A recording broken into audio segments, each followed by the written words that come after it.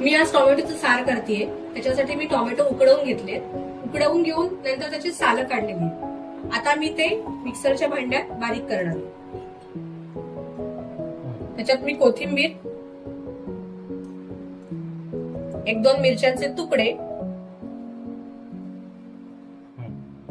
त्याच्यात मी ओलं खोबरं आणि थोडंसं चण्याचं पीठ घालणार आहे. पण चण्याचं पीठ का घालणार आहे मी तुम्हाला हे नंतर सांगणार आहे.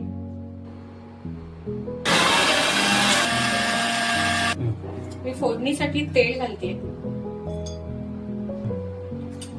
मोहरी, थोडासा हिंग, थोडीशी हळद. मिक्सर मध्ये ते बारीक केले ते सगळं ह्याच्यात घालायचं.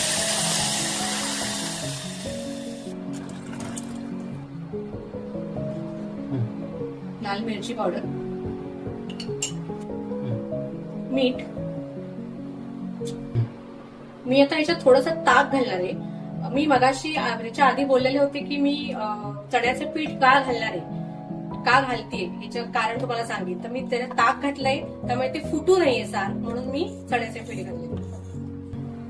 ताक घातल्यामुळे आणि टोमॅटोचा आंबटपणा असल्यामुळे त्यात थोडीशी साखर.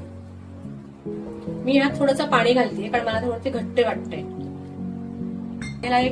आता याला एक चांगली 5 मिनिटं उकळी येऊ द्यायची की आपलं टोमॅटो सार तयार.